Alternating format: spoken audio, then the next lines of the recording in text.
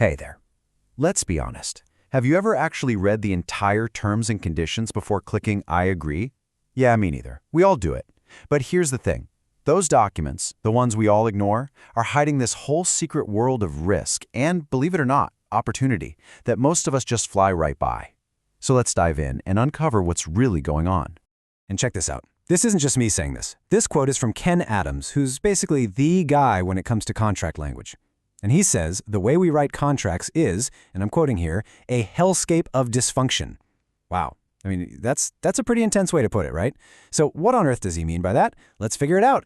So the root of the problem is, well, contracts aren't really designed to be clear. Think about it. They're often cobbled together from these really old templates stuffed with dusty, confusing jargon like heretofore or witnesseth. And then there's this really dangerous habit people have of just copying and pasting from old agreements. You end up dragging all the old mistakes and totally irrelevant bits into brand new deals. Okay, so this really boils down to two main things. First, you've got what you could call the legalistic mindset.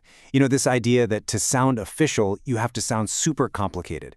And then you've got the copy and paste culture we just talked about, just endlessly recycling old contracts, warts and all. When you put those two things together, yeah, it's pretty much a perfect storm for creating really risky agreements.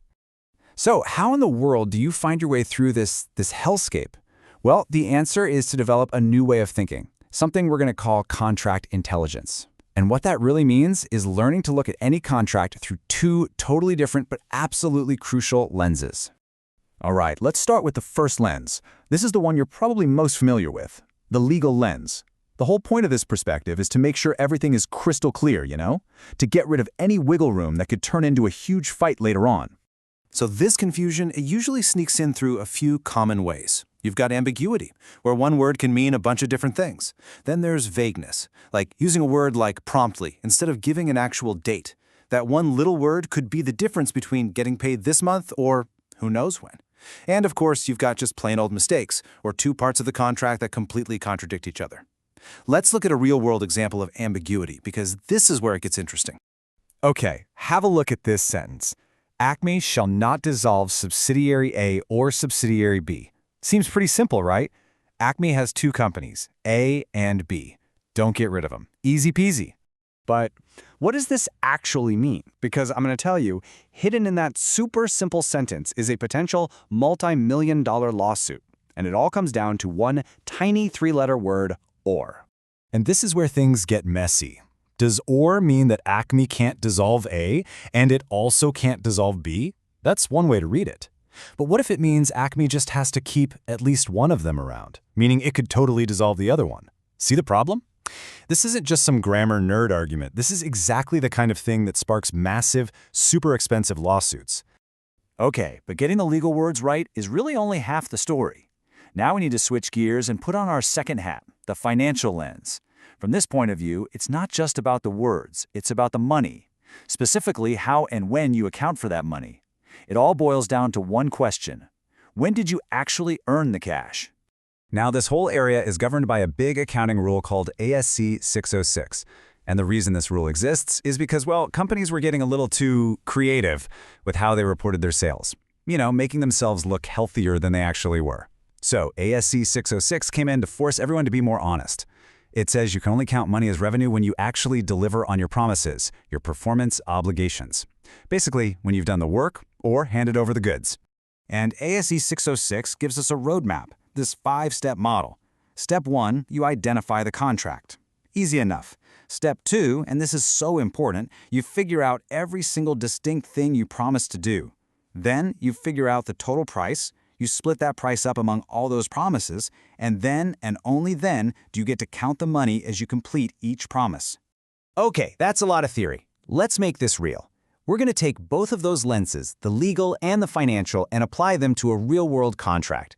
How about a corporate sponsorship for a charity golf tournament? So here's the deal. A company pays $5,000 to sponsor a golf tournament. For that money, they get to send a team of 4 and they get food and entertainment and all that stuff. Now the nonprofit figures out that the actual value of the golf package is about $3,000.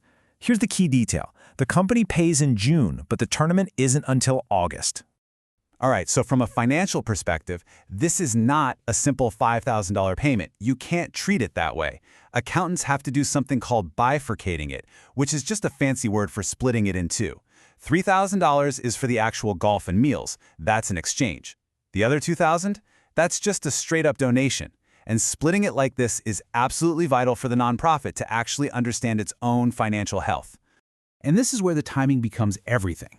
That $2,000 donation, yep, the nonprofit can count that as revenue as soon as the check is in the bank. But the $3,000 for the golf?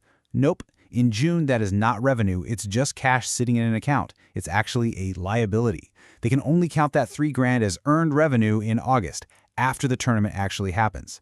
If you get this wrong, you're basically misstating your own financials. Okay, let's wrap this up and bring it all back together. What's the big takeaway from all this? How does this idea of contract intelligence actually help you in the real world? So looking back, we've seen a few different kinds of risk that are all connected. You've got legal ambiguity. Remember the subsidiary A or B thing? That can lead to a huge legal mess. Then there's the revenue mismatch, like with our golf tournament, which can cause you to make terrible business decisions based on bad data. And finally, there's just simple process failure. Imagine starting work before the contract is even signed. From an accounting standpoint, you literally can't book any of that revenue, and that's a massive red flag for any auditor. At the end of the day, here's what you really need to remember. A contract is never just one thing.